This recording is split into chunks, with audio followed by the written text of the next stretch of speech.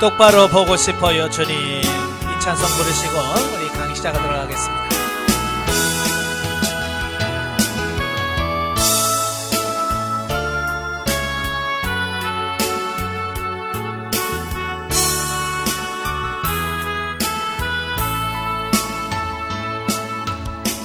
똑바로 보고 싶어요 주님.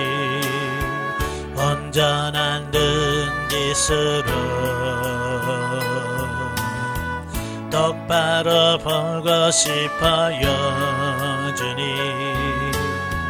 켰는지라기 싫어요. 하지만 내 모습은 온전치 않아. 세상이 보는 눈은 마치 날 죄인처럼 멀리하며 외면을 하네요. 주님, 이 낮은 자를 통하여 어디에 쓰시려고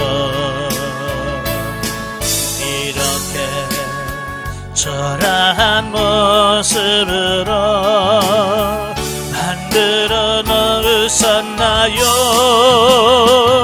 당신께 드릴 것은 사모하는 이 마음뿐.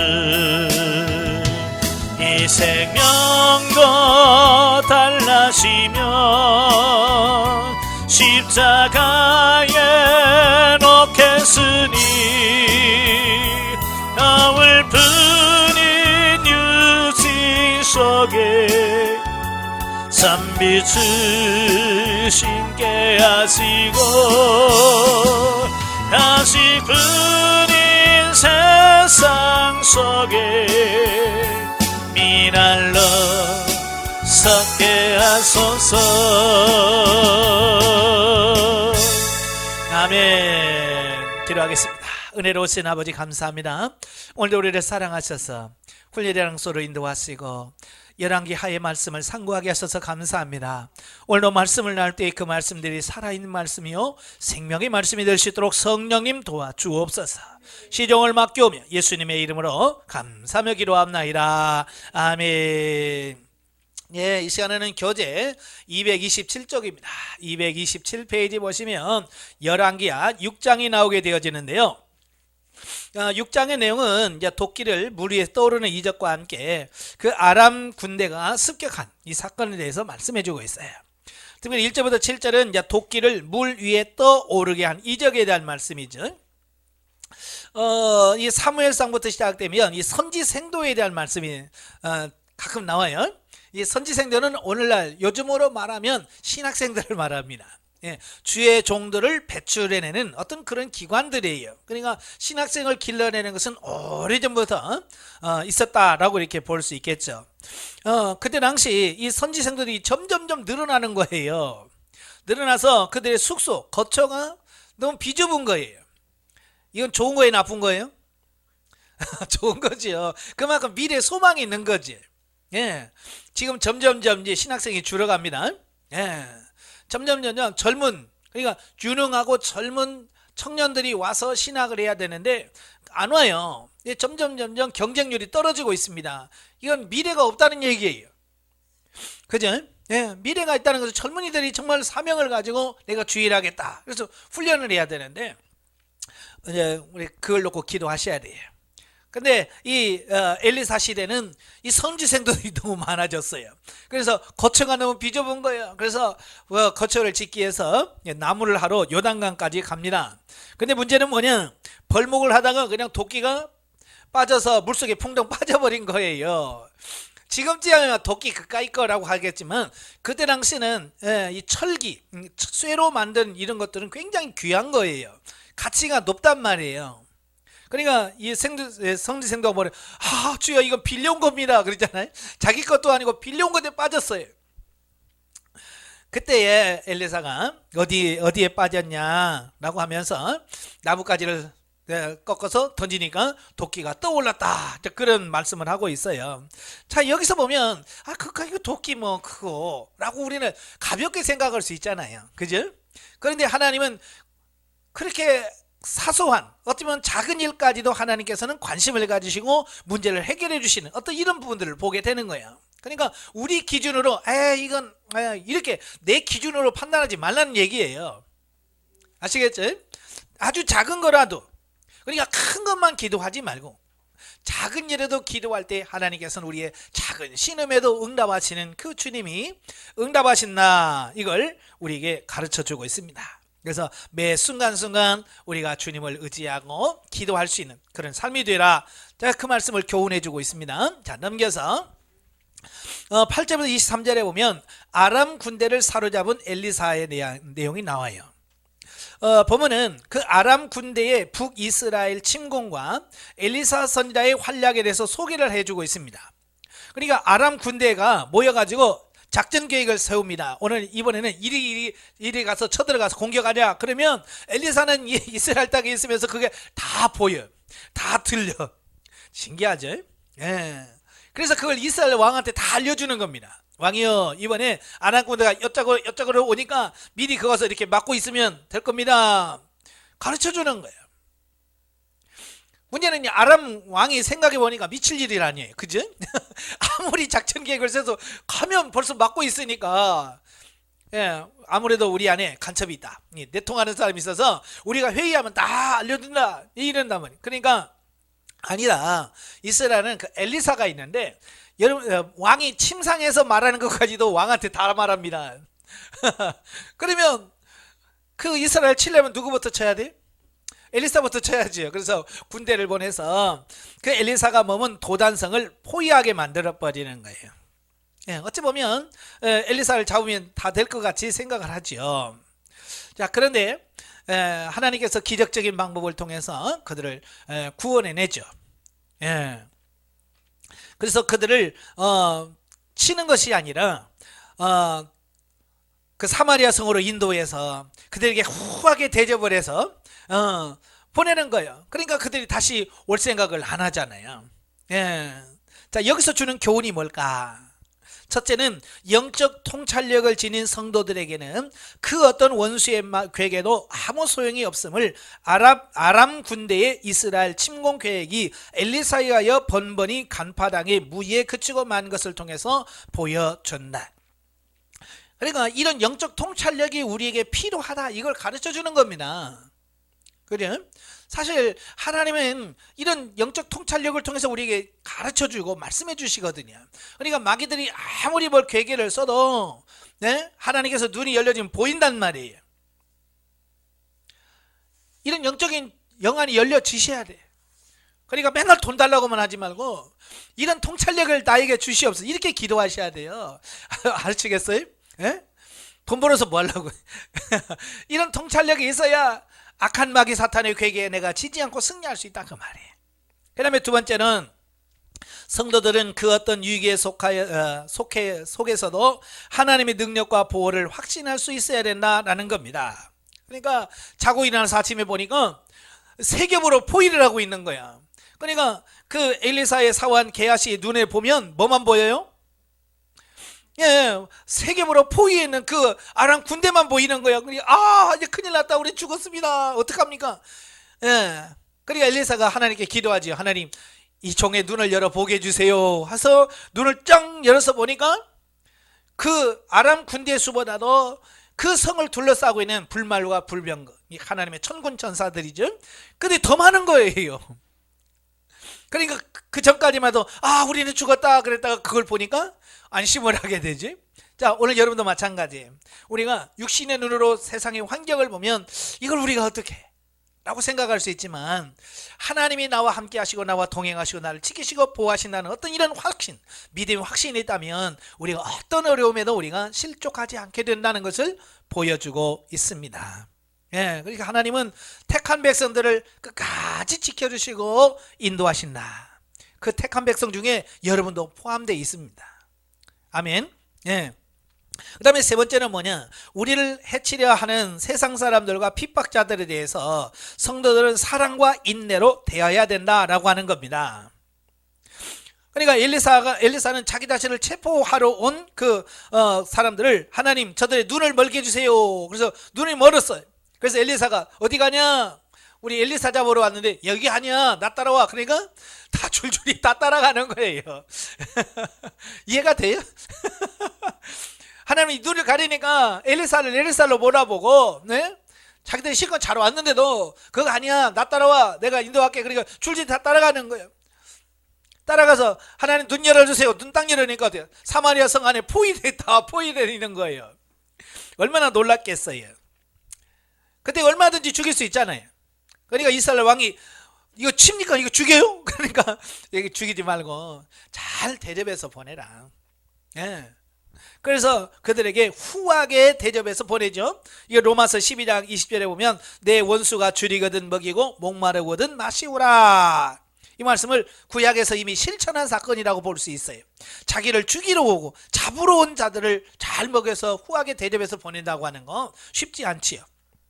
예. 근데 중요한 것은 사랑은 때로는 채찍보다도 더 큰 능력을 발휘할 때가 있습니다.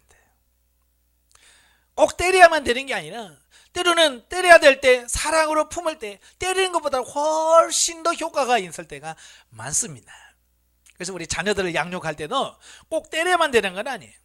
물론 성경에서 매를 들 때는 들으라고 말씀하고 있죠. 그러나 때로는 매를 들어야 될 때 하나님 어떻게 할까요? 하나님께 기도해서 하나님께서 품으라 그러면 매를 들어야 될 때도 사랑으로 품으면 그게 도리어 자식에게 훨씬 더 효과 있게 자녀를 양육하고 교육할 수 있다는 거예요. 예, 중요한 것은 뭐예요? 우리가 하나님께 기도하는 거죠. 그러니까 원수를 이길 때에 꼭 힘으로 이기는 것이 아니라 성경은 선으로 악을 이겨라, 사랑으로서 이겨라라고 말씀하고 있거든요. 그 여러분의 삶 속에서 그대로 나타나길 바랍니다. 그 다음에 24절부터 33절에 보면 포위된 사마리아 성. 자, 본문을 살펴보면 이 아람왕 베나닷이 전군을 총동원해서 사마리아 성을 포위하자 식량 부족으로 인한 기근으로 마침내 자식을 잡아먹는 비극이 벌어지고 있었습니다. 예. 얼마나 먹을 게 없었으면 자식을 잡아먹을까요? 이게 그만큼 심각하다는 것을 말씀해주고 있죠. 예, 이런 참상을 보고받은 이스라엘 왕은 이 모든 사태의 책임이 누구한테 있다? 예, 자기한테 없어요. 엘리사에게 했어. 저놈 때문에 그렇다고 또 우리는 항상 핑계를 누구를 대려고 하지요. 예? 사실은 그 문제가 누구 때문에 왔어요? 자기들이 범죄하고 타락하고, 예? 바로 그것 때문에 온 거잖아요. 근데 그걸 깨달지 못하고, 예, 참으로 그들을 바르게 인도하려고 한, 자기를 도와주고 그렇게 도와줬던 엘리사를 잡아서 죽이려고 하는 어떤 이런 모습을 보게 되죠. 세상에는 그래요. 항상 자기가 어떤 위험을 닥치면 이 책임을 누구한테 떠넘기려고 하는, 예, 그런 시도를 많이 하죠. 정치권에는 흔하잖아요. 예, 뭐 정치권에만 그렇습니까? 우리도 똑같이 그랬잖아요. 남편은 아내 핑계대고, 예? 또 아내는 남편 탓하고, 자식은 부모 탓하고, 부모는 자식 탓하고. 이제 그게 현실인데 탓해서는 안 됩니다. 지금까지 앞에서 얼마나 많이 도와줬어요. 아람군대가 쳐들어올 때마다 왕이시여 여기 가서 막으세요, 저기 가서 막으세요. 그리고 다 막았잖아요. 그 잘해준 건 생각 안 하고, 예? 그래도 하나님이 그렇게 잘해줘도 이들이 깨닫지 못하니까 결국 채찍을 든 거 아니에요. 그러면 우리가 죄인입니다, 그래야 되는데. 물론 이 이스라엘 왕이 모든 책임을 엘리사에게 뒤집어 씌려고 했던 이유가 있어요. 첫째는 세 가지인데요. 첫째는 뭐냐, 아람 군대장관 나아만을 고쳐줬다는 거예요. 그죠? 5장에 보면 나아만 장군이 와서 고쳐달라고 그러니까 고쳐줬잖아요. 사실 하나님이 고쳐줬는데 왕은 누가 고쳤다고 생각해요? 엘리사가 고쳤는데 이놈 그럼 죽여야지, 적군을 살려줘가지고 우리 쳐들어오게 한다고. 자, 어찌 보면 오해할 수 있잖아요. 그리고 두 번째는 뭐냐, 이전에 아람 군대 침공 계획을 엘리사가 이스라엘 왕에게 다 미리 예고해 줬잖아요. 근데 이번엔 안 알렸다는 말이에요. 그러니까 왜 그때는 알려주고 왜 이제는 안 알려줬냐, 이런 거지. 그 다음에 세 번째, 지난번에 그들을 잡으러 왔을 때, 사마리아 성에 다 왔을 때 그때 다 죽였으면 되는 걸, 그때 죽이지 말고 먹을 거 잘 대접해서 보내라고, 저놈이 잘못했다고 이렇게 되어지는 거죠. 그러니까 모든 책임을 다 엘리사에게 떠넘기는 어떤 이런 처사, 그건 아무런 도움이 안 된다라고 하는 것을 보게 돼요.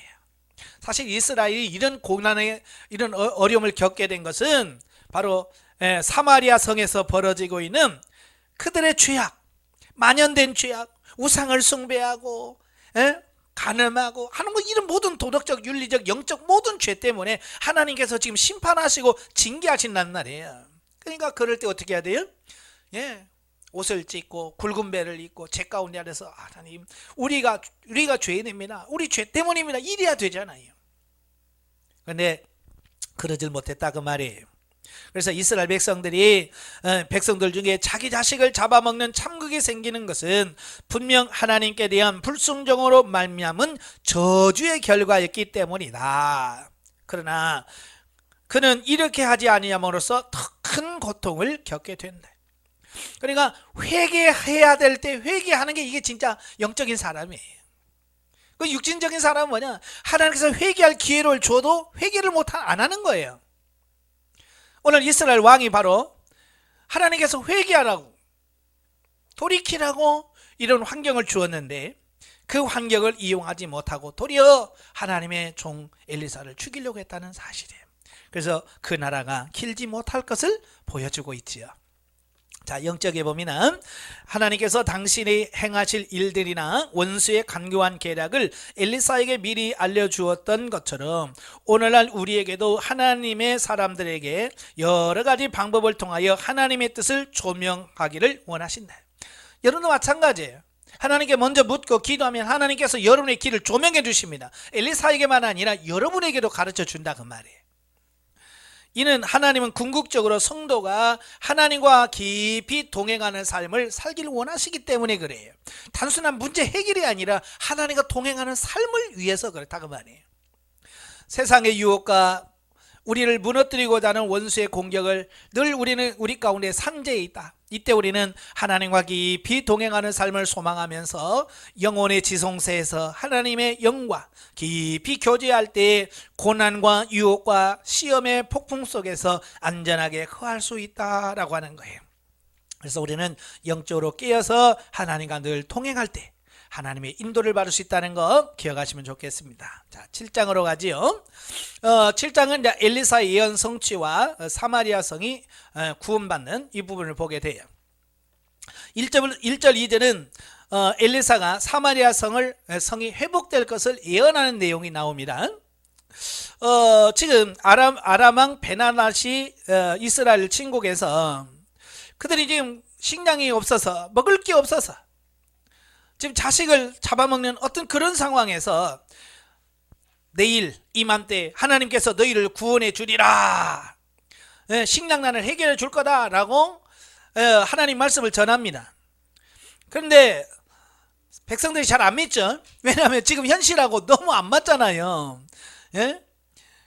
특별히 이스라엘 군대 장관이 아유 불신앙으로 가득 차서 비웃는 거죠.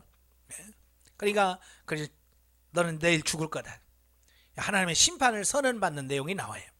자, 여기서 보면은 성도들에게 하나님의 말씀은 반드시 성취되므로 인간의 이성과 지식으로 도무지 이해할 수 없는 내용마저 우리는 믿음으로 순종해야 함을 가르쳐 준다.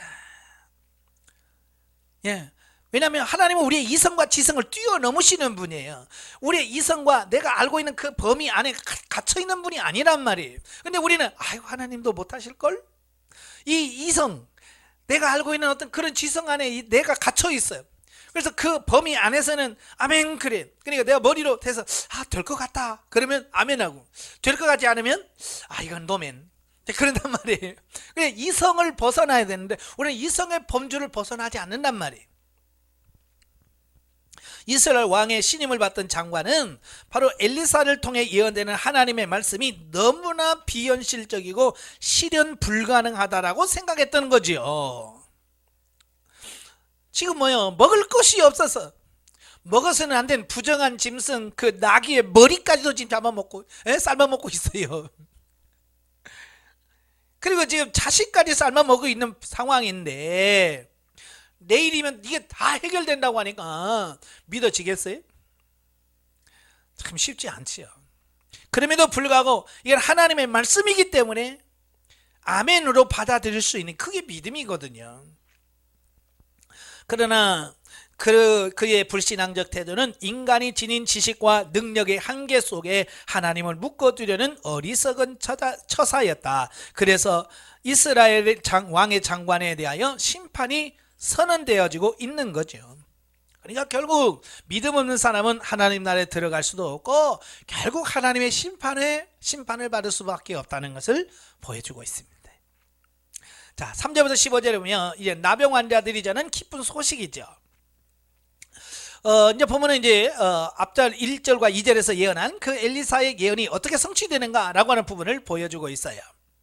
그때 당시 이 나병에 걸리게 되면 진 밖으로 나가게 되어 있어요. 사람들이 사는 마을 밖에 동굴이라든지 이런 곳에서 따로 그들 살지요.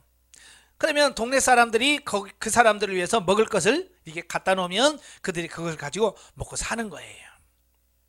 그러니까 먹을 것이 풍성했을 때는 갖다 놓는 사람도 많으니까 먹고 살겠죠. 근데 지금 자기도 지금 먹고 살기 힘든데 거기다 누가 갖다 놓을 사람이 있어요, 없어요? 없어요. 그러니까 이 나병 환자들이 죽겠는 거죠. 먹을 걸 내다 놓아야 되는데 내다 놓질 않는 거예요. 그러니까 이들이 4명이 고민하다가 야, 우리도 이제 이러다가 죽겠다. 우리가 살 수 있는 방법이 뭘까? 성 안에 들어갈 수도 없고, 그러니까 우리 한번 적진에 한번 가보자. 그래서 그들이 불쌍히 여겨서 음식을 주면 좋고, 죽으면 어차피 여기서도 굶어 죽거나 거기서 죽거나 똑같으니까 우리 가자. 그래서 이 나병 환자 4명이 그 아람 군대 진영을 향해서 가게 되는 거예요. 가면 군인들이 꽉 찰 줄 알았는데 가서 보니까 텅 비었어요. 사람은 아무도 없어요. 그냥 천막이랑 그냥 그대로 있는데 사람만 없는 거예요. 그래서 그들이 빨리 먹을 것을 혼자서 숨겨놓지요. 그건 왜냐하면 하나님께서 그 아람 군대에다가 환청이 들리게 했어요. 그러니까 많은 막 병거 소리, 막 군인 소리를 하나님께서 들리게 만드신 거야. 그러니까 아람 군대가 가만히 있다 보니까 막 군대 소리가 나고 말 달리는 소리가 나고 병거 소리가 나고 막 그러니까 깜짝 놀라고, 야, 아무래도 저 이스라엘 왕이 햇사람과 애굽의 원병을 아마 청해서 그 애굽 군대들이 막 지금 떼거지로 몰려오니 여기다가 가만히 있다가 우리 죽는다. 그러니까 어떻게? 걸음아 나 살려라! 그러고 막 먹을 것도 먹고 다 놔두고 그냥 몸만 빠져나가는 거예요. 그러니까 그들이 가져왔던 양식이나 이런 거 그대로 놔두고 몸만 빠져나간 거예요. 그러니까 다 있는 거죠. 그래서 이 나병 환자들이 그 모습을 보고 훔쳐서 숨겨놨다가, 야, 이렇게 좋은 소식을 우리가 전하지 않으면 우리가 벌 받을 거야. 그래서 성에 가서 그 소식을 알리죠. 지금 가니까 아무도 없다. 그래도 안 믿죠. 아마 그들이 어떤 작전을 세웠을 거야. 그래놓고 우리가 나올 길을 몰래 기다렸다가 칠 거야. 그러면서 안 나가잖아요. 그러니까 어차피 우리는 굶어 죽을 거 기왕 알아나 봅시다. 그래서 정탐꾼을 가서 보니까 그 나병 환자가 막 그대로 이루어지는 거지. 그래서 16절부터 20절까지 보면 성취된 엘리야 예언입니다. 그러니까 1절과 2절에서 엘리사가 그 사마리아의 회복에 대한 예언을 했잖아요. 즉 아람 군대가 버리고 간 보급품들을 사마리아 성의 사람들이 취함으로 말미암아 치솟았던 식료품 가격은 안정을 회복하게 되고, 또한 엘리사의 예언을 믿지 않고 비웃던 이스라엘 왕의 장관 역시 성문에서 백성들에 의하여 밟혀 죽음으로써 성취되었다. 그러니까 막 백성들이 야 거기 비어있다, 양식 많다. 그러니까 백성들은 나가려고 하는데 군대 장관이 못 나간다, 안 돼. 그래서 성문에서 막은 거예요. 이 배고픈 군중들을 어떻게 이겨요? 그냥 군중들이 그냥 밟고 지나가서 깔려 죽었어요. 이걸 통해서 뭘 가르치려느냐? 하나님의 말씀은 하나도 성취되지 않고 땅에 떨어지는 길이 없어요. 그대로 성취되어진다고 하는 것을 우리에게 교훈해 주고 있습니다. 왜냐? 하나님의 말씀은 진리예요. 진리는 변하지 않는 거예요. 예, 여러분 왜 금이 왜 보석에 돌아갑니까? 변하지 않는 거예요. 이걸 뭐 천년이 가도 안 변하는 거야. 그러니까 귀한 가치가 있는 거거든요. 진리는 뭐냐? 변하지 않아요. 하나님의 진리는 변하지 않기 때문에 한번 하나님 입에서 이렇게 된다, 이렇게 할 거다 라고 말하시면 그대로 되는 겁니다. 그러니까 내가 다시 오겠다 예수님이 말씀하셨죠? 그지? 네, 진리예요. 그게 지금 2000년이 지나서 사람들은 아이고 그동안도 안 하는데 뭐라고 할 수 있겠죠. 그러나 예수님의 말씀은 진리이기 때문에 시간이 문제가 아니에요. 때가 되면 반드시 성취되어질 거라는 거예요. 그래서 우리가 하나님의 말씀을 말씀 그대로 믿고 순종하고 따를 수 있는 그런 삶이 되어야 됩니다. 자, 8장으로 가지요. 자, 8장은 수넴 여인 기업 회복과 아람과의 전쟁 패배에 대한 말씀이 나와요. 자, 1절부터 6절에 보면 기업을 되찾은 수넴 여인 나와요. 본문에는 하나님의 선지자를 지극한 정성으로 봉양하다가 놀라운 축복과 은혜를 체험한 바 있는 수넴 여인이 이번에는 엘리사의 지시에 따라 블레셋으로 피해서 7년 동안의 기근을 모면한 이야기가 나옵니다. 원래 이스라엘 백성들은 가나안 땅을 떠나면 돼야 안 돼요? 안 되죠. 왜? 하나님께서 주신 땅에서 머물러야 돼. 아무리 힘들고 어려워도. 근데요, 이번은 달라요. 룻기서와는 다르죠. 룻께서는 하나님께서 누가 가라고 했어요, 안 했어요? 가라고 안 했어요. 근데 베들레헴 땅에 기근이 있으니까 먹고 살겠다고 모압 땅으로 갔죠. 그래서 어떻게 돼요? 남편 죽죠, 두 자녀 죽죠. 그래서 과부 셋만 남았어요. 그래서 가라고 하니까 오르반은 갔고, 나오미와 룻만 둘만 오게 되냐? 왜냐하면 하나님께서 가라고 말씀 안 했어요. 근데 자기들이 알아서 간 거예요. 근데 여기 본문은 하나님께서 엘리사를 통해서 그 수넴 여인에게 앞으로 이 땅에 기근이 있을 거니까 블레셋에 잠깐 피해 있어라 라고 말하는 거예요. 이게 하나님의 말씀을 따라가면 돼. 근데 하나님의 말씀을 따라가지 않으면 실패하는 거예요. 우리가 성경에 봐도 그래요. 그 애굽에 내려갈 때 아브라함이라든지 이삭은 하나님께서 애굽으로 가라 그랬어요, 안 했어요? 예, 안 했어요. 근데 지네들이 알아서 간 거죠. 그래서 그런 고난을 겪는 거죠. 그러나 야곱은 어때요? 그렇죠. 하나님이 내려가라 그러잖아요. 내려가라. 똑같이 애굽 내려가는 거예요. 아브라함도 내려가고요, 이삭도 내려가고 야곱도 내려가는데 아브라함과 이삭은 내려가지 마라 그래요. 왜냐하면 아직 때가 안 됐고 아직도 훈련을 받아야 될 때가 있거든요. 그러나 야곱은 내려가야 돼. 왜? 내려가야 이 하나님의 구속사가 이루어지니까 그런 거거든요. 그러니까 누구도 가던데 그러면 안 돼.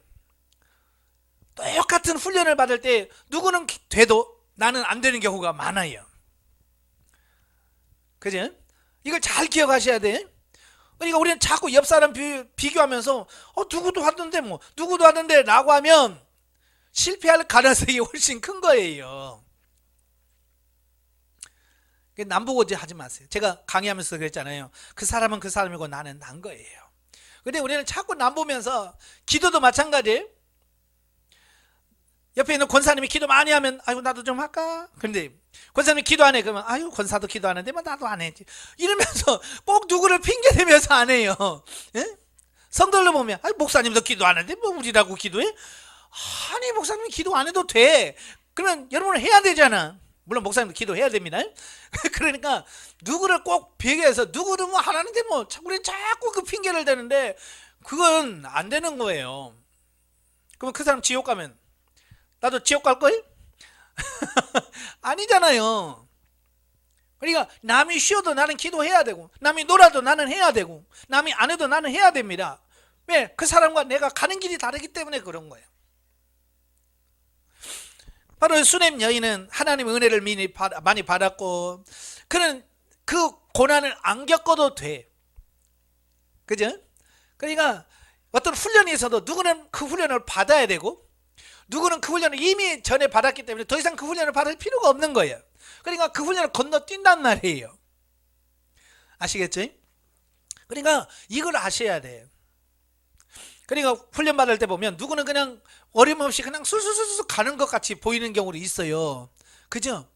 왜 그럴까요? 그분은요, 영성훈련 받기 전에 이미 하나님부터 많은 연단의 과정을 거치신 분들이에요. 이 훈련을 받기 전에 이미 연단의 과정을 거쳐서 많이 다듬어진 분은 영성훈련 놔도요, 그냥 가요. 왜? 이미 다 다듬어져서 이 가치관만 바꾸면 돼. 근데 생뚱이들이 있잖아요. 영성훈련 받기 전에 뭐 기도를 해봤나, 뭐 말씀에 순종을 해봤나, 뭘 해봤나, 뭐 봉사를 해봤나, 아무것도 안 한 사람들은 어때요? 그때부터 이제 팍 바뀌면서 훈련 받아야 되잖아요. 그죠? 그러니까 남과 비교하지 말고 편하게 가면, 아이고, 저분은 먼저 훈련을 세게 받았었구나. 내가 지금 훈련을 세게 받고 있으면, 그래, 내가 옛날에 그렇게 뺀질뺀질해가지고 이제서 늦게 훈련 받는구나. 그러면서 자기에게 맞춰서 가야 돼. 아시겠죠? 그래서 7년 동안 기근을 다 모면하고 나서 이제 기근이 끝납니까? 이제 고향으로 돌아옵니다. 근데 고향으로 돌아와 보니까 이미 다른 사람이 7년 동안 농사 안 지렸으니까 다른 사람이 내 거야 하고 차지해서 농사를 져버린단 말이에요. 달라고는 안 주는 거예요. 그러니까 왕한테 가가지고 이게 내 땅인데 얘가 안 줘요 라고 왕한테 재판을 받으려고 갑니다. 근데 마침 왕이 그 선지자 엘리 선지자의 그 종하고 게하시하고 막 여러 이야기하면서, 야, 엘리사가 뭔 일 했냐 그러면서 막 여러 가지 얘기하다가, 엘리사가요, 죽은 이를 살렸다니까요 막 하고 막 그 얘기를 한참 하고 있는데 마침 수넴 여인과 그 아들이 들어오는 거예요. 바로 저 사람이에요. 그런 거예요. 참 타이밍 기가 막히죠. 에? 만약에 그게 안 했어, 그냥 그런 모르고 가서 제가요 블레셋에 갔다가 이제 왔거든요. 너 우리 어려울 때 너만 살겠다고 갔으면 안 돼. 그러면 어렵잖아요. 근데 이미 다 하나님이 작업을 다 해놨어. 예, 기가 막히잖아요. 작업 다 해놔서 네가 정말 살아난 애 맞냐? 네, 맞습니다. 뭐 때문에 왔냐? 네, 그럼 달라고 해요. 그래서 문제가 그냥 해결되는 어떤 이런 부분들을 보게 돼요.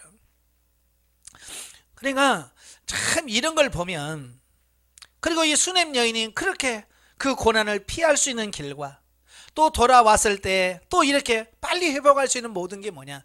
그 전의 삶이 하나님의 복 받을 짓을 다 해놨잖아요.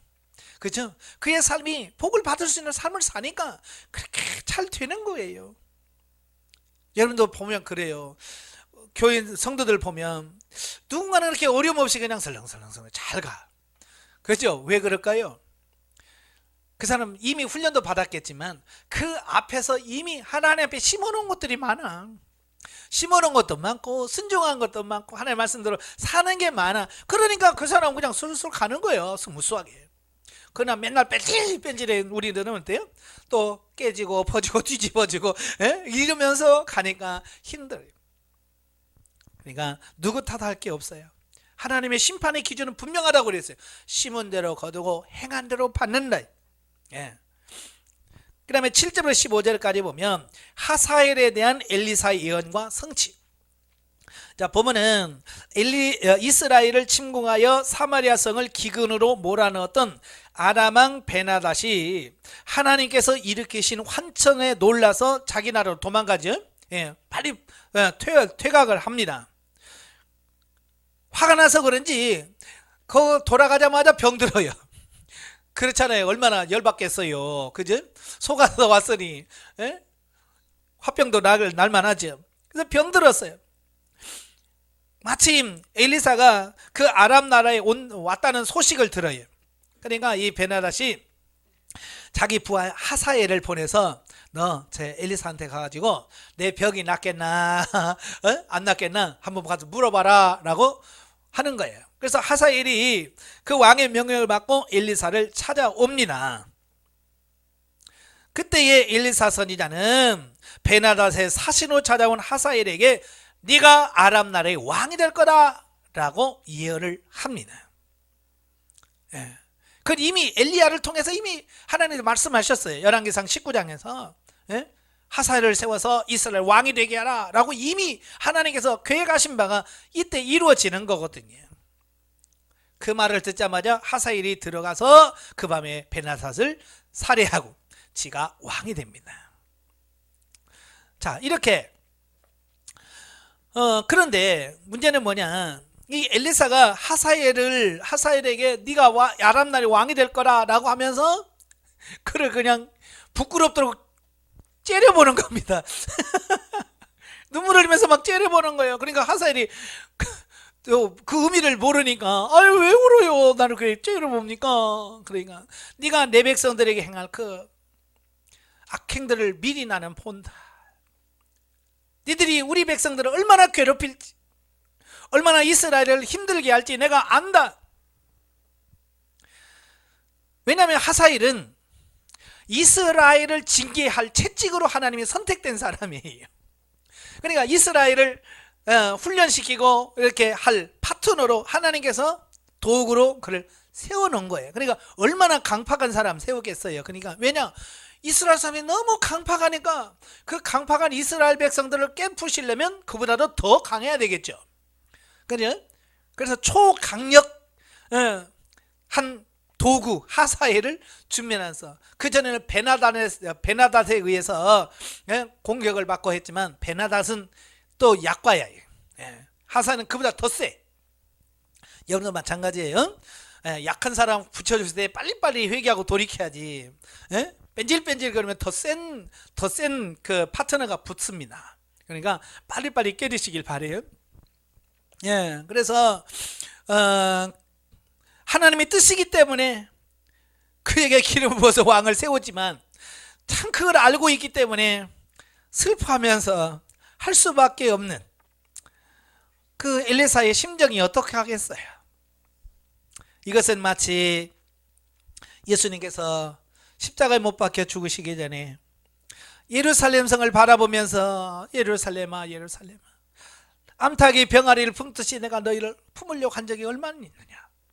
그렇게 이스라엘을 품으려고 끝까지 했었는데 그들이 끝까지 부정하고 자기를 구원하러 온 메시아까지도 십자가 못 박혀 죽으려고 하니까 예수님께서 그 모습을 보면서 앞으로 그들이 겪을 일, 그죠?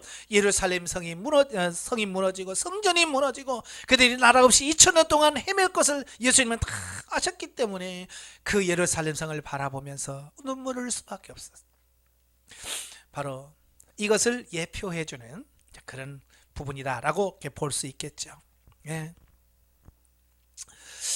자, 16절 24절까지 보면 남유다 왕 여호람의 통치입니다. 보면은 여호사밧의 아들로서 유다의 5대 왕으로 통치한 여호람에 대한 평가로 저가 이스라엘 왕들의 길로 행하여 아합의 집과 같이 하였느니라 라고 비판하고 있습니다. 그런데요, 이 남유다의 여호람 왕이 있고요, 북이스라엘의 여호람 왕이 있어요. 똑같은 왕인데 이름이 똑같아요. 이 아마 여호사밧이 그 아합 왕과 결혼 그 며느리로 이세벨을 데려오잖아요. 이세벨을 데려오면서 아무래도 친교의 의미로 너도 아들 나면 여호람이라 짓고 우리도 여호람이라 짓자, 아마 그랬을지도 몰라. 그 여호람이 왕 될 줄 몰랐죠. 왜냐면 그 아합은 큰아들이 이미 있었잖아요. 큰아들이 있기 때문에 둘째 아들이 여호람이거든요. 근데 이 아시아는 왕이 돼서 2년 만에 난간에서 떨어져 가지고 병들어서 죽어버렸어요. 자식 없이 죽으니까 그의 동생 여호람이 왕이 됐잖아요. 근데 여호사밧은 큰아들이 여호람이란 말이에요. 그러니까 둘 다 왕이 되버리니까 이름이 똑같은 거예요. 그래서 처음에는 그냥 여호람이라고 하는 북이스라엘 여호람은 그냥 여호람이란 말을 안 써요. 그냥 이스라엘 왕이라고 썼다가 나중에는 요람이라고 기록을 해서 이 유다 왕 여호람과 구분시켜주는 이런 부분을 볼 수 있습니다. 그러니까 이걸 잘 보셔야지 갑자기 이름이 이거 뭐지? 똑같네. 그래서 혼돈할 수 있습니다. 자, 훌륭한 신앙의 소유자였던 여호사밧과는 달리 여호람, 그러니까 여호사밧의 아들 여호람은 여호와 보시기에 악을 행하였더라 그랬어요. 부전자전이라는데 얘는 부전자전이 아니야. 아버지를 안 닮은 거야. 누구를 닮았냐? 지 엄마 닮았어.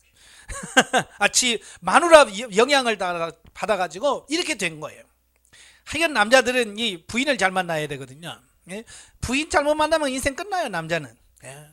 바로 이 여호람도 마찬가지예요. 아내 잘못 만나가지고요. 아내가 누구냐? 이세벨이. 아니, 아달랴예요. 아달랴가 누구냐? 아합과 이세벨 사이에서 난 딸이에요. 아합은 악하기로 유명하죠. 이세벨은 표독하기로 유명하죠. 또 우상숭배하기로 유명하잖아요. 그 인간에서 태어난 자식이 이세벨이. 아니, 아달랴예요. 그러니까 그 여자가 시집 와서 어떻게 하겠어요? 잘 살겠어요? 배운 게 맨날 그거밖에 없는데. 결국 그의 영향을 통해서 남유다가요, 영적으로 굉장한 피폐가 이루어져요. 그 연예의 영향을 통해서 나라가 계속해서 우상숭배에 빠지게 되고, 자, 그렇게 되는 거예요. 심지어 여호람은 자기 권력 강화를 위해서 자기 아우들을 모두 죽여버려요. 이세벨이 부인이 자꾸 꼬드니까 동생이 혹시라도 당신 죽이 왕 되면 어떻게 미리 쳐요. 그래서 미리 그 왕이 여호람이 자기 동생들을 다 쳐서 없애버리는 거예요. 얼마나 비정해요. 그러니까 자기 정권 유지하려고. 하지만 여호람은 이 같은 권력 강화 노력에도 불구하고 그의 통치 시대에 에돔과 립나가 유다의 지배에서 벗어나는 사건이 발생함으로써 남유다는 국력이 현저히 쇠퇴해가는 것을 피할 수 없었다. 사실 이 남유다의 국력이나 이 나라의 힘은 어디서 오냐면 하나님으로부터 오는 거거든요. 그러니까 하나님과 친하면, 하나님과 관계가 좋으면 힘이 생겨. 그래서 막 적도 이기고 조공도 받고 그래요. 근데 하나님과 멀어지면 힘이 약해져. 그래서 이렇게 자기 밑에 있던 나라들이 벗어나게 되고 적들이 쳐들어오고, 자, 이런 일이 발생한다 그 말이에요. 그래서 저와 여러분도 마찬가지예요. 여러분의 힘은 어디서 나온다고요? 그렇죠. 하나님의 관계에서 나오는 거예요. 그래서 하나님과 영적인 관계가 아주 친밀해졌을 때 하나님께서 적들을 이기고 환경을 이기고 죄를 이길 수 있는 힘을 공급받아요. 그러나 하나님과 멀어지면 예전에 다 이겼던 것도 다 빼앗기게 되고요, 있던 것 빼앗기고 다 지게 돼 있어요. 그래서 여러분도 하나님의 관계를 잘 맺으시길 바라요. 여러분도 경험하시잖아요. 내가 기도하고 하나님과 친해지면 남편이 뭐라고 해도 어때요? 네 하고 이렇게 받아줘요. 근데 그게 멀어지면 어때요? 조금만 뭐라고 해도 뭐라고요? 그래서 요것이 그러면서 싸우잖아요. 그게 뭐냐면 결국 그런 걸 보면서 뭘 보냐면, 아이고 우리 남편이 강팍해져서 그게 아니라 내가 하나님과 멀어졌구나. 이걸 빨리 보셔야 돼. 이게 영적으로 깨어있는 사람과 깨어있지 않은 사람의 차이예요. 아시겠죠? 영적으로 깨어있는 사람은 빨리 내가 하나님과 멀어졌더니, 내가 기도 안 했더니 바로 이런 부분이 있구나. 아버지 죄송합니다 하고 바로 기도의 자리 가고 자기가 내려간단 말이에요. 그러면 다시 관계가 회복되어지는 거야. 근데 그걸 모르고 계속 남편하고 네가 잘나니 내가 잘나니 막 그러면서 싸우면 결국 뭐요? 결국은 뭐겠어요? 도저히 못 살겠다, 도장 찍자, 결론이 나와 있잖아요. 그러니까 빨리 깨달으셔야 돼. 화가 나고 내 안에서 혈기가 올라오고 그러면 내가 하나님과 지금 멀어져 있구나, 내가 하나님과 멀어져 있구나, 빨리 깨달으셔야 돼. 자, 25절부터 29절까지 보면 남유다 왕 아하시아의 통치. 자, 여호람의 뒤를 이어서 남유다의 6대 왕으로 제위한 아하시아는 단 1년밖에 통치하지 못했다. 그가 이처럼 단명한 것은 그의 어머니 아달랴의 영향을 받아서 북이스라엘 왕 요람과 유대 관계를 지속한 것이 화근이 되었다. 그러니까 여호람은요, 하나님의 징계로 단명을 합니다. 일찍 죽어요. 일찍 죽으니까 그의 아들 아하시아가 왕이 돼요. 근데 이 왕은 1년밖에 통치 못하고 죽어버립니다. 왜냐? 사실 북이스라엘과는 관계를 하면 안 되는데 너무 친하다 보니까 병문안 갔다가 죽는 겁니다. 예. 그래서 여기 보면 마침 아람과 길르앗 라몬에서 전쟁을 하던 중에 요람이 부상을 당하자. 북이스라엘 왕이 부상을 당했어요. 그러니까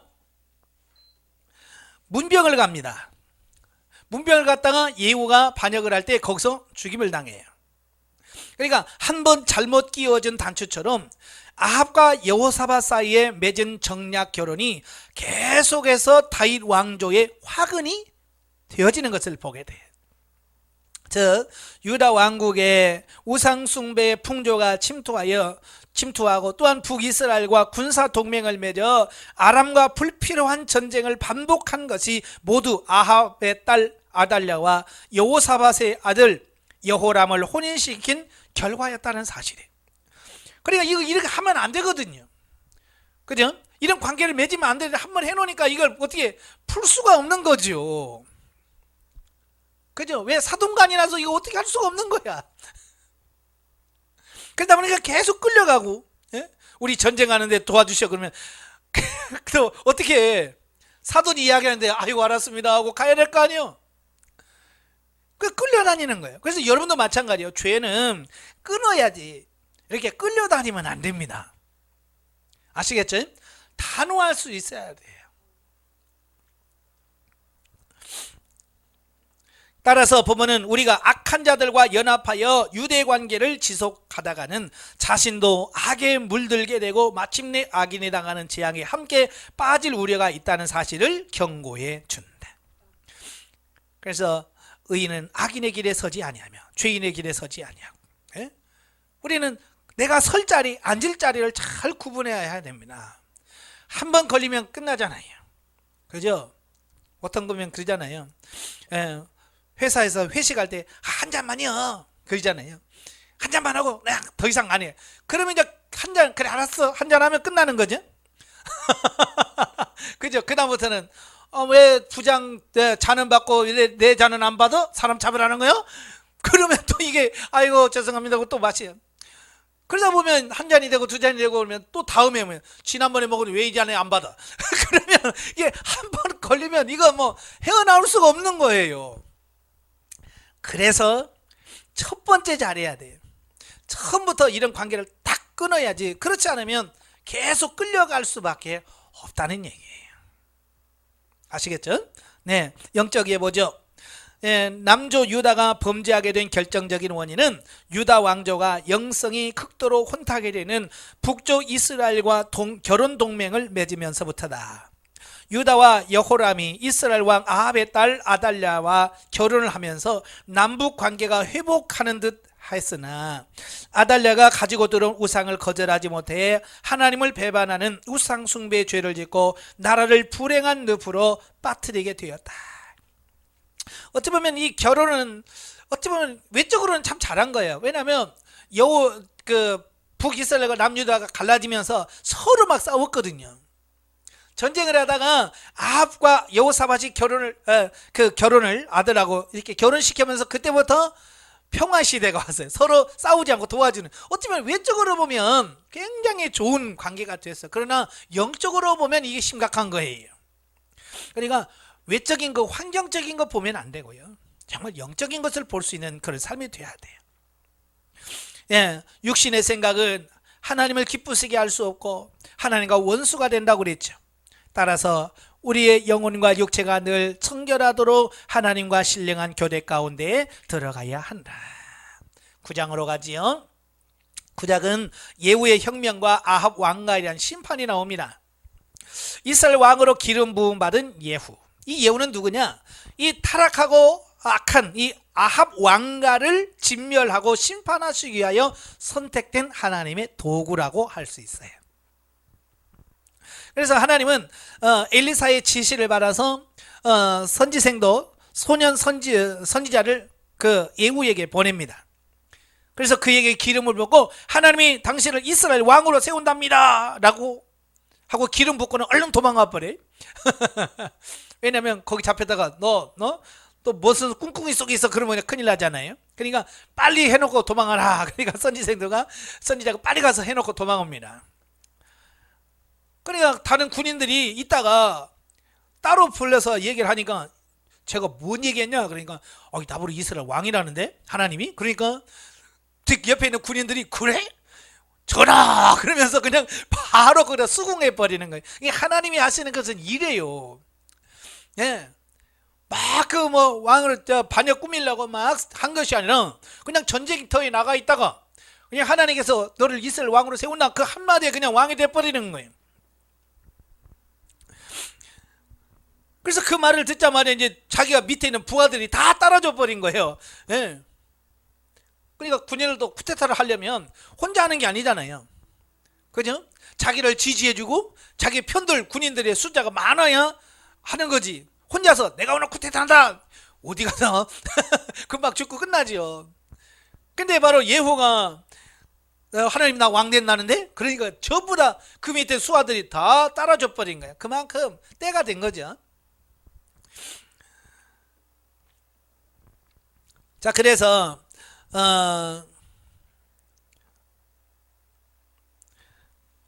근데 이건 이미 아합 왕이 멸망할 것은 이미 엘리야 때부터 이미 예언되어진 부분들이에요. 그죠? 특별히 나봇의 포도원 때부터 하나님께서 이스라엘을 심판하겠다라고 했죠. 근데 그 말을 듣고 아합이 회개했잖아요. 그죠? 회개하니까 하나님께서 야 저놈 봐라 저놈이 회개한다. 저는 나쁜 놈이 회개하네. 그래서 내가 저가 살아있을 때는 내가 이 심판하지 않고 제가 죽고 그 자식들 속에서 하겠다라고 그 심판이 유예된 거죠. 그 이제 유예된 심판이 이때 진행되어지는 이런 부분들을 보게 되어집니다. 그 다음에 11절에서 16절까지면 이제 예후의 반역과 요람의 죽음에 대한 부분인데요. 기름 부음 받은 예후가 엘리사가 보낸 소년 선지자가 떠난 후에 군대 지휘관들의 지지를 얻은 후 요람이 부상 치료를 중이던 이스라엘로 쳐들어갑니다. 예. 갑자기 예고도 없이 쳐들어가죠. 그러니까 사태의 전모를 미처 파악하지 못한 요람이 친히 예후를 마중 나가 그 나봇의 포도원에서 그와 딱 마주치게 됩니다. 참 기가 막히게 딱 맞죠. 예? 이미 하나님이 엘리야를 통해서 선언했잖아요. 그때서야 마주쳐서 마주치고 나서 요람이 얘놈이 이제 반역했구나 이렇게 깨달은 거예요. 그래서 반역이다 하고 돌아서는데 예후가 화살을 쏘서 그의 심장을 관통해서 즉사를 하고 말지요. 자 그리고 예후는 요람의 죽음이 아합 가문에 대한 하나님의 심판이라는 사실을 지적하면서 엘리야 예언대로 그 시체를 나봇의 포도원에다가 그냥 던져버리는 것을 보게 돼요. 그래서 이건 예전에 했던 엘리야 예언이 그대로 성취되어지는 부분을 보여주고 있습니다.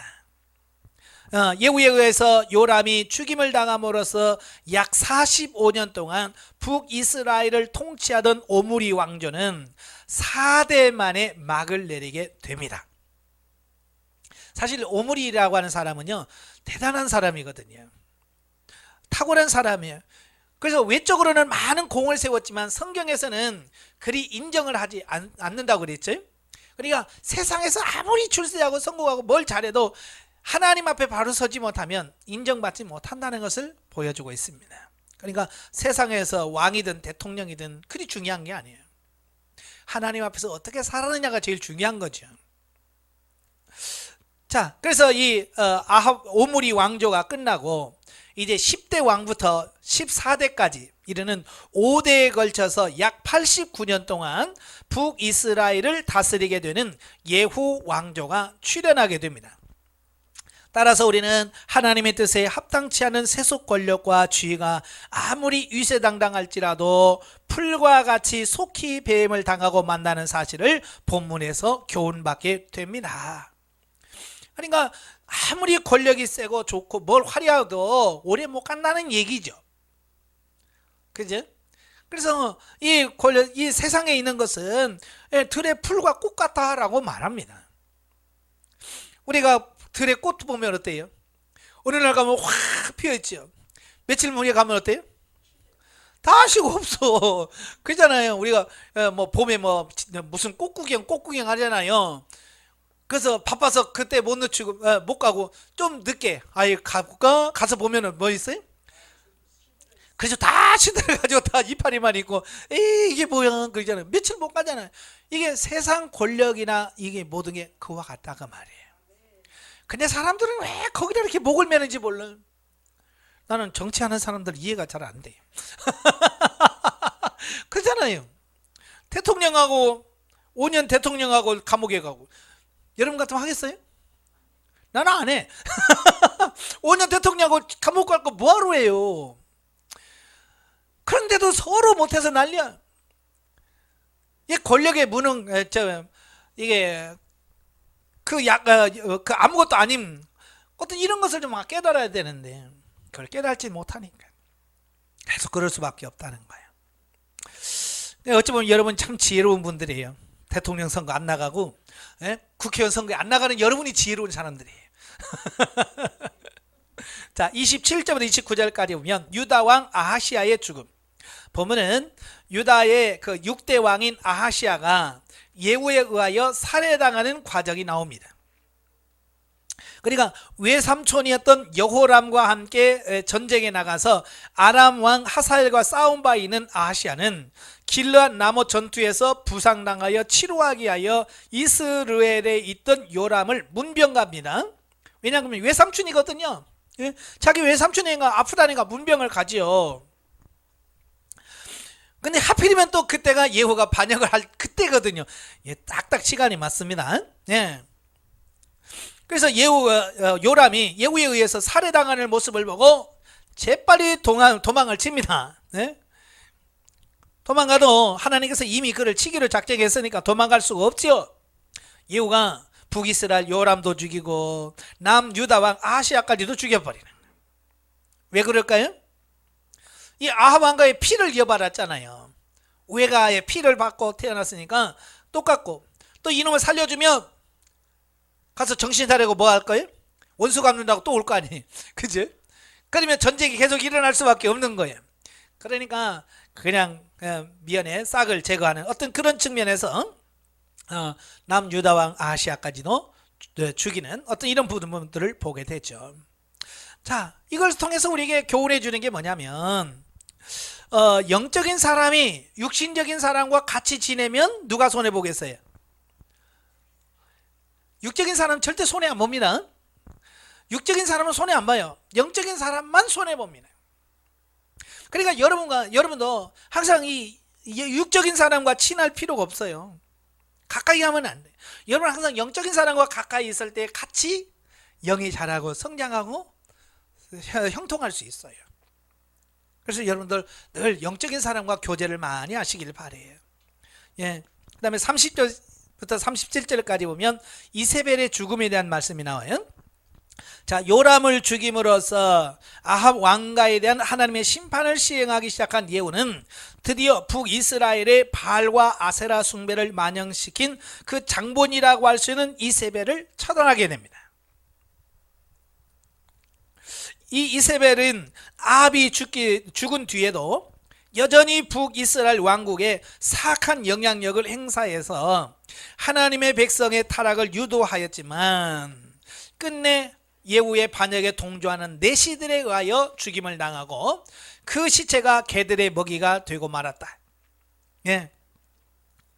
그러니까 그 예후가 두 왕을 죽이고 그 이스라엘에 있는 궁궐에 가는 거예요. 가니까 이세벨이 화장을 하고 창문을 이렇게 내다보는 겁니다. 그러면서 욕하는 거죠. 그러니까 예후가 밖에서 보고 있다가 그 옆에 있는 내시들에게 말하죠. 집어 던져라. 그러니까 내시들이 가만히 생각해 보니까 왕 2명도 감당이 안 되는데, 그잖아요. 그 말 안 들어간 치도 죽거든요. 그러니까 그냥 냅다 창문에다 그냥 던져버리는 거예요. 이게 권력이에요. 힘 있을 때는 다 듣지만 그 권력에서 물러가면 이렇게 다 창문으로 던집니다. 이게 세상이에요. 그래서 예후가 창문에서 떨어지는 그 이세벨을 말로 밟아버려요. 그리고 안에 들어갔다 나오니까 개들이 그 사이에 다 먹어 치워버려요. 이게 바로 엘리야 선지자가 예언했잖아요. 시신을 개들이 먹을 거다 그랬잖아요. 그 예언이 그대로 성취되어지는 어떤 이런 부분을 보게 되죠. 따라서 우리는 계시록 2장 20절에 우상 숭배의 상징으로도 언급되는 이세벨의 죽음은 세상의 모든 불의와 악한 세력들을 멸망시키는 하나님의 최후 심판에 대한 예표라는 사실을 깨닫게 된다. 예. 이세벨이 그렇게 바알 숭배, 아세라 숭배 그렇게 장려하고 그렇게 열심히 했지만 마지막이 뭐예요? 심판이죠. 비참한 죽음이에요. 이걸 우리에게 가르쳐 주는 거예요. 우상 숭배? 그래, 해. 잘해. 열심히 해봐. 결론은 이거야. 우리에게 보여주는 겁니다. 그렇기 때문에 여러분에게 우상 숭배 하라면 하겠어요, 안 하겠어요? 하겠어요, 안 하겠어요? 안 하죠. 왜? 결국은 죽는데 뭘 할 수가 없죠. 그러니까 이런 걸 우리에게 지금 교훈해 주고 있다 그 말이에요. 자, 마지막 10장입니다. 자, 예후의 종교 계획과 숙적 및 불완전한 순종입니다. 1절부터 11절에 보면 아합 왕가의 진멸. 아합 왕가에 대한 하나님의 심판과 징계 도구로 쓰임받은 예후가 반역을 일으켜서 요람과 이세벨을 살해한 후에 본문에는 이스라엘에 남아있던 아합의 아들 70명과 그들의 측근들까지 남김없이 진멸합니다. 이와 같은 예후의 행위는 자신의 혁명의 반기를 들 만한 요소를 사전에 제거하기 위한 정치적 의도가 다분히 내포된 것임에도 불구하고 이렇게 쿠데타를 일으켜서 자기가 왕이 되면 제일 먼저 하는 게 뭐냐면 왕족들을 다 멸절시키는 거예요. 멸족이라고 그러죠. 왕족을 완전히 한 족을 다 멸절시켜 버리는 거예요. 왜? 그래야 나중에 반기를 들지 않는다는 말입니다. 이 왕족이 남아있으면 이 왕족도 그렇고 옆에서 이렇게 해가지고 그 왕을 세워서 다시 뒤 엎으려고 하는 시도를 하게 됩니다. 뭐 옛날만 아니야, 지금도 마찬가지예요. 얼마 전에 북한에 김정은이가 외국에까지 보내가지고 자기 형 죽이잖아요. 왜냐면 살려두면 자기가 위험하단 말이에요. 왜? 나중에 백성들이 불만을 품으면 자기 죽이고 불에다 세울 수 있단 말이에요. 그러니까 미연에 그냥 싹을 잘라버리는 거예요. 마찬가지예요. 예후도 그 자식들 70명이나 되는 그 자식들 남겨두면 언제 그 중에 또 한 놈이 내가 왕족이야 그래서 나타나서 또 할 수 있잖아요. 그래서 아예 씨를 말리는 거죠. 바로 이제 그런 의미도 있지만 한편으로는 아합의 왕가에 대한 엘리야 선지자가 한 예언이 그대로 성취된 결과예요. 하나님께서 너희를 다 진멸하겠다. 왕가를 다 진멸하겠다는 약속이 그대로 성취되었다는 것을 보여주고 있습니다. 한편 본문에서 예후가 아합의 아들 70명을 살해하는 방법은 마치 이세벨이 나봇을 살해하기 위해서 사용한 방법과 매우 비슷합니다. 즉 이세벨이 이스라엘의 장로들과 귀인들에게 편지를 보냅니다. 그래서 이렇게 해서 나봇을 왕과 하나님을 모욕했다고 해라. 그래서 증인을 세워서 증인을 통해서 그들을 죽여라 라고 시켰잖아요. 마찬가지로 예후도 편지를 써서 그들에게 보냅니다.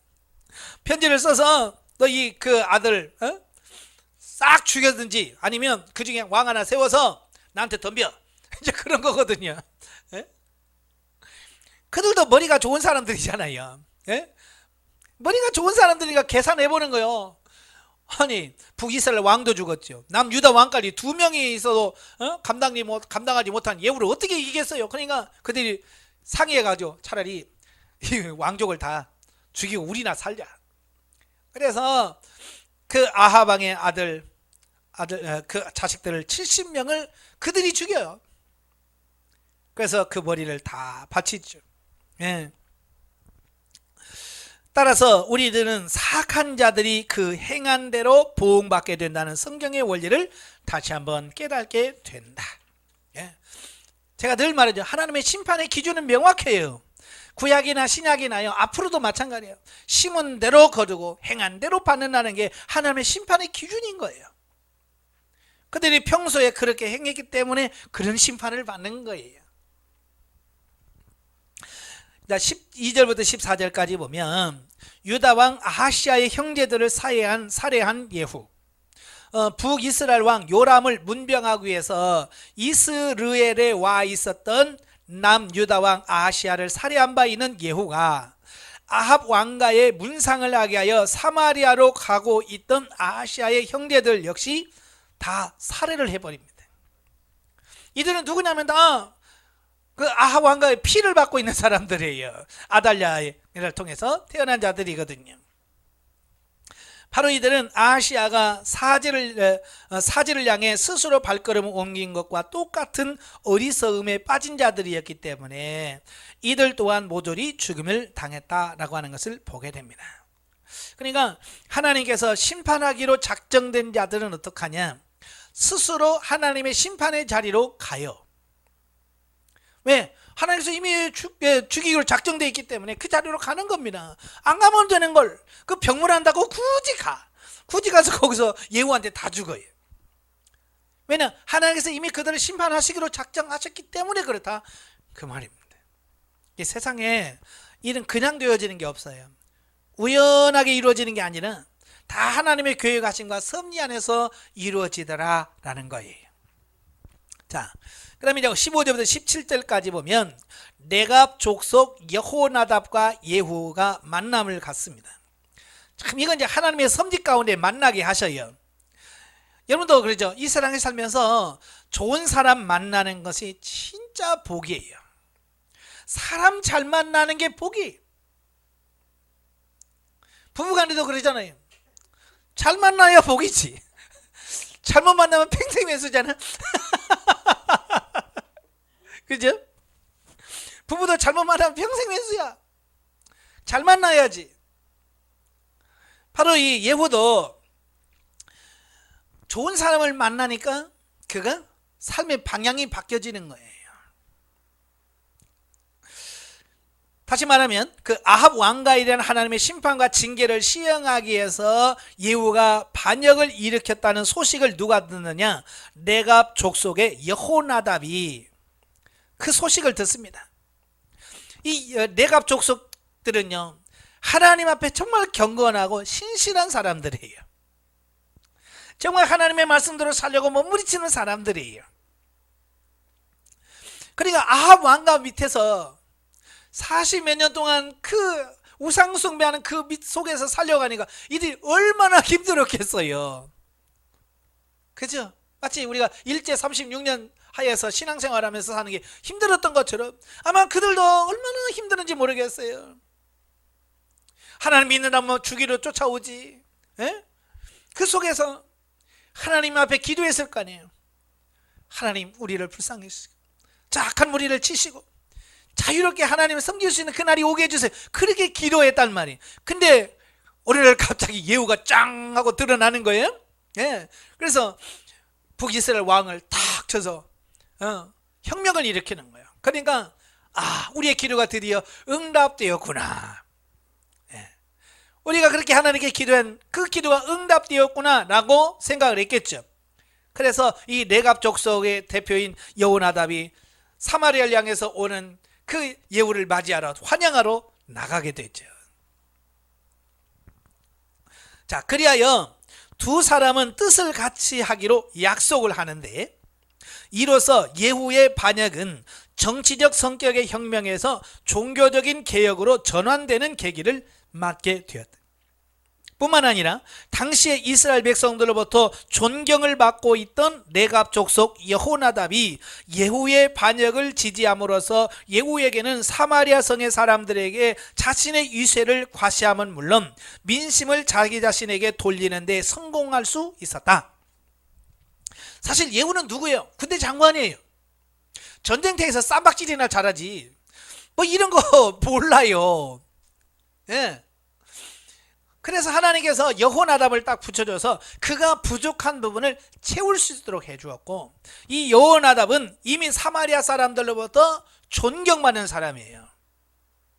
존경받는 사람이에요. 사실 예후는 잘 몰라. 왜 군대 싸움이 나고 전쟁이 나가서 하니까 이름은 알아서 그 사람이 어떤 사람인지 모르잔 말이에요. 그래서 사마리아 사람들의 지지를 받고 있는 여호나답이 그의 편에 들므로써 사마리아 사람들이 저 사람이 지지한다면 우리도 믿지 뭐 이런 게 되어지는 거거든요. 그러니까 정치할 때 보면 항상 이 지지 기반이 약한 사람은 지지가 좀 많은 사람들을 끌어들이잖아요. 자기 편으로 만들어요. 그래서 뭐 정치하는 데도 누구를 영입한다고 그러잖아요. 그죠? 그래서 뭐 시민단체 누구 뭐 영입하고 누구 영입하고 그래서 자꾸 이렇게 하는 거예요. 왜? 그들을 지지하는 사람들까지 같이 끌어서 자기 편 만들려고 하는 거거든요. 예후는 지금 그 부분이 없었는데 바로 레갑 족속 여호나답이 그 편에 딱 들으니까 이제 그 부족한 부분을 확 채우는 거예요. 그래서 이제 정치적뿐만 아니라 도덕적인 어떤 이런 부분까지도 지지를 받게 되는 어떤 그런 부분을 보게 됩니다. 따라서 보면은 우리가 무슨 일을 하든지 의롭고 지혜로운 사람을 동역자로 삼아야만 계획한 바를 성공적으로 수행할 수 있다는 사실을 교훈받게 됐네. 사실 사람은 혼자 일 다 할 수 없잖아요. 그죠? 누군가가 나를 돕고 협력해야 돼. 그런데 그 협력하는 사람을 누구를 세우느냐, 어떤 사람을 세우느냐에 따라서 내가 도움을 받을 수도 있고 그 사람 때문에 망할 수도 있고 그래요. 그래서 같이 일하는 동역자가 그렇게 중요한 거예요. 그래서 늘 하나님 나의 동역자를 주님 붙여주세요. 좋은 분 붙여주세요. 훌륭한 분 붙여주세요. 라고 기도하셔야 돼요. 그래야 서로 협력해서 잘할 수 있는 어떤 그런 부분이 돼요. 아까도 말한 것처럼 사람 잘 만나는 게 복입니다. 직장에서도 마찬가지예요. 좋은 사람 만나서 그 사람의 도움을 받으면 훨씬 쉽지요. 자, 그 다음에 이제 18절부터 29절까지면 예후의 종교개혁입니다. 그러니까 지금까지는 정치적 숙청에 전력했던 예후. 그러니까 뭐냐면 빨리 왕족 죽이고 없애서 다음에 쿠데타 일으키지 못하는 어떤 예후는 거기다 신경을 많이 썼어요. 예. 그런데 이 여호나답과 만남을 계기로 해서 이 북이스라엘에 만연해 있던 바알 숭배를 일소하기 위한 종교 개혁을 착수하게 됩니다. 아마 여호나답이 우리가 잘 살려면 이거 우상 이거 다 해야 됩니다. 아마 조언을 했을 거예요. 그러니까 그 말을 듣고 사마리아 도착하자마자 그 성의 이스라엘 북이스라엘 땅에는 바알 우상과 그들을 섬기는 자를 일시에 다 진멸할 계획을 세우는 겁니다. 그래서 한 가지 모략을 세우게 되어지는데요. 예, 이런 자기 의도를 숨기고 나는 바알을 더 잘 섬길란다. 그러니까 바알을 섬기는 사람 한 명도 빠짐없이 다 모여라. 안 오면 내가 벌 주겠다. 그러니까 이 바알 평소에 바알에게 잘 섬겼다고 뭐 제사장 이런 사람들은 막 다 모였겠죠. 예, 다 모였어요. 또 혹시라도 하나님을 섬기는 사람이 그 안에 있을까봐 사람을 불러내서 부정탐험 안 된다. 여기서 하나님 믿는 사람 있으면 나와. 그래서 하나님 믿는 사람 거기서 다 빼내는 거예요. 왜? 죽으면 안 되잖아요. 하나님 섬기는 사람이 살겠다고 이렇게 들어갔다가 하면 안 되잖아요. 그러니까 다 들어가서 빼냅니다. 이제 우상숭배, 바알 숭배하는 사람들만 남았어요. 그러니까 군인들에게 명령을 해서 몰살시켜라. 예. 그래서 그 신전 안에 있는 사람은 다 몰살시켜서 사실 북이스라엘 때에 바알을 숭배하는 사람이 한순간에 그냥 없어져 버리는 거예요. 기가 막히죠? 예. 그래서 그 사람을 다 몰살시키고 바알 그 신당을 헐어버리고 변소를 만들었어요. 화장실로만 공중 화장실 만들어서 사람들이 그거 가서 대변 보고 소변 보는 장소로 만들었어요. 여기까지는 참 잘했어요. 예후가 여기까지 항상 우리도 끝까지 잘해야 되는데 꼭 가다 말어. 예후도 거기까지만 잘했어요. 이제 그 위가 문제예요. 예. 근데 예후의 종교 개혁은 북이스라엘 왕국의 창시자인 여로보암이 만든 금송아지 우상에 대해서는 아무런 조치를 취하지 않습니다. 도리어 그 금송아지를 자기도 섬겨. 개혁을 하면 끝까지 해야 되는데 하다 말아요. 따라서 예후의 바알 우상 제거 조치가 여호와 신앙 회복을 목표로 하기보다는 어찌 보면 자신의 정치적 혁명에 정당성을 부여하고 아합 왕가의 통치 아래서 흐트러진 백성들의 마음을 자신에 대한 지지로 바꾸려는 목적에서 시행되었다는 사실을 알 수 있어요. 다시 말하면 순수하게 하나님을 섬기려는 그 신앙적인 바탕에서 개혁을 한 게 아니고, 예, 정치적 목적을 가지고 했더라 그 말이에요. 이건 참 위험한 거예요. 지금도 많은 정치인들이 정치하면서 자꾸 기독교를 끌어들이잖아요. 그래서 우리 지금 기독교가 지금 위험한 게 그거예요. 지금 이용당하고 있어요.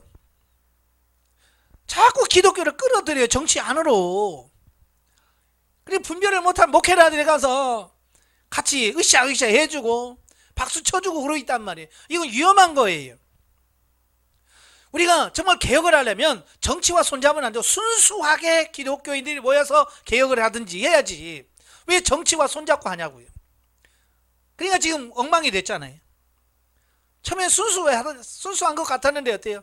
점점 이상해지잖아요. 예후도 마찬가지예요. 처음에는 순수했어요. 근데 시간이 가면서 점점 본색이 드러나. 우리가 분별을 잘 하셔야 돼요. 정치와 종교가 손을 잡으면 타락하게 돼 있어요. 개혁하지 말라는 게 아니에요. 정치할 사람은 아예 정치로 들어가야 돼. 목사 내려놓고. 근데 목사라는 그 타이틀을 가지고 들어가. 그러니까 어려운 거예요. 정치하려면 아예 목사직 내려놓고 정치판에 뛰어 들어가. 그리고 우리 기독교도 정치와 손잡고 개혁하려고 하지 말아야 돼. 정치는요, 이용해 먹으려고만 하지 안 해줍니다. 처음에는 제가 자기들이 유리하면 막 잘해주는 척 합니다. 그러나 나중에 보세요. 언제 그냥 뒤통수 칩니다. 그게 정치예요. 우리가 잘해야 돼. 그래서 분별을 잘 하셔야 돼. 이처럼 예후의 종교개혁에 대한 부정적인 평가에도 불구하고 결코 긍정적인 측면도 무시할 수가 없다. 다시 말해서 예후의 종교개혁은 비록 불완전하고 부분적이기는 했어도 북이스라엘의 역사상 여호람의 종교개혁을 제외하고서는 유례 없는 조처였다. 완전하진 않지만 그래도 북이스라엘에서 일어나는 종교개혁 중에서는 최고야. 그러나 하나님의 수준에는 미치지 못하지요. 그 결과 그 조금 했다고 예후 왕조가 북이스라엘 역사상 가장 긴 5대 왕까지 갑니다. 5대까지 왕 노릇을 하고요. 통치 기간도 제일 긴 89년 동안 통치할 수 있게끔 만들어줍니다. 그러니까 이렇게 조금 잘한 것 하나님은 그것까지도 기억하시고 축복하시는 이런 부분을 보게 됩니다. 30절 36절까지는 예후의 통치입니다. 보면은 아합 왕가에 대한 하나님의 심판 도구로 북이스라엘 10대 왕이 된 예후는 28년 동안 통치하죠. 그 통치의 평가를 보면 하나님께서는 아합 왕가에 대한 심판을 수행한 보상으로 북이스라엘 역사상 가장 오래도록 그 왕조가 유지될 수 있도록 약속하십니다. 그런데 본문에는 예후에 대한 하나님의 보상뿐만 아니라 징벌도 언급되어지고 있습니다. 왜냐하면 완전한 종교개혁을 시행하지 않았어요. 그리고 북이스라엘 타락하게 만든 근본적인 원인 여로보암이 만든 금송아지를 떠나지는 않았어요. 그래서 예후는 아람 왕 하사엘에게 침공을 받아 팔레스틴에게서 가장 비옥한 땅이라고 할 수 있는 요단 동편에 있는 그 지배권을 상실해 버립니다. 이 요단 동편 땅은요 진짜 기름진 땅이에요. 루벤 지파와 갓 지파가 그걸 보고 눈이 돌아갔어요. 그래서 모세해가지고 우리 요단강 안 건너가게 이 땅 주세요 라고 말할 정도 그 땅은 기가 막히게 좋은 땅인데 예후가 종교개혁 하다 말아가지고 그 좋은 땅을 다 아람 나라에게 빼앗겨 버려요. 그래서 루벤 지파와 갓 지파가 있었던 그 지역을 다 잃어버리는 그런 결과를 가져왔다라고 하는 거예요. 예, 따라서 우리는 하나님께서 인간의 충성과 봉사에 대해서 반드시 축복과 상급을 베푸시지만 아울러 죄악과 불순종에 대하여는 철저히 심판하시고 징벌하신다는 것을 다시 한번 교훈받을 수 있다. 그러니까 잘 살아야 됩니다. 아시겠죠? 자, 영적 이해 봅니다. 예후는 우상을 파괴하는 종교 계획을 시행했으나 베델과 단의 금송아지를 처리하지 못하고 그 역시 금송아지를 섬기는 죄에서 떠나지 못했다. 예후가 전심으로 하나님의 율법을 행하지 못하고 죄의 뿌리를 남겼기 때문에 하나님은 죄악에서 떠나게 하도록 아람 왕 하사엘로 치게 하셨다. 오늘도 마찬가지예요. 우리가 영성훈련 받으면서 조금 변화되긴 했지만 근본적인 우리의 죄성을 처리하지 못하면 옆에 파트너를 보내주셔서 그들로 계속해서 쳐서 그걸 벗어나도록 하려고 하시는 하나님의 뜻이 있는 거예요. 그러니까 파트너가 왜 그렇게 하는지를 빨리빨리 아셔야 됩니다. 눈치를 채야 돼. 본문에서 예후가 완전한 종교개혁을 실행하지 못했던 잘못을 통해서 우리의 신앙 역시 부분적이고 단편적인 수준에 머무르지 말고 온전함에 이뤄야 함을 교훈해 줍니다. 우리도 보면 그래요. 훈련 받다가 조금 하면 이 정도만 됐지 뭐 내가 뭐 목사도 아닌데 뭐 이러면서 자꾸 우리는 가다 말어. 왜 그래? 아니 가는 김에 끝까지 가야 될 거 아니에요. 아니 죽이 되든 밥이 되든 끝까지 하면 가봐야 될 거 아니에요. 근데 우리는 중간에 조금 살만하면 이 정도면 됐지 뭐 하고 그만둔단 말이에요. 예후의 삶이 바로 그걸 보여주는 겁니다. 하다 말면 그래 한 것만큼은 하나님의 복을 줘. 그러나 하지 못한 부분에 대해서는 반드시 심판하신다는 거예요. 그러니까 우리가 어떻게 해야 돼요? 끝까지. 언제까지? 죽을 때까지. 죽을 때까지 영성훈련하면서 계속 내 자신을 육을 쳐서 복종시켜가면서 하나님의 말씀대로 계속 살아가야 돼. 그래야 이렇게 예후같이 용두사미처럼 머리는 처음에는 잘하다가 꼴이 흐지부지 되는 어떤 그런 삶이 아니라 끝까지 잘 행하는 여러분 되시기를 주님으로 축원합니다. 기도하겠습니다. 은혜로우신 아버지, 오늘도 열왕기하 말씀을 통해서 참 많은 교훈을 줍니다. 역사에 나오는 여러 왕들의 사건들은 단순한 역사 기록이 아니라 오늘 우리들의 모습을 그대로 보여주고 있습니다. 그들의 모습 속에서 우리들의 모습을 보고 처리할 건 처리하고 바꿀 건 바꿀 수 있는 우리의 삶이 될 수 있도록 도와주시되 끝까지 믿음과 진리와 영성으로 세워지는 우리가 되게 하여 주옵소서. 예수님의 이름으로 감사하며 기도합나이다. 아멘. 하나님께 감사드립니다.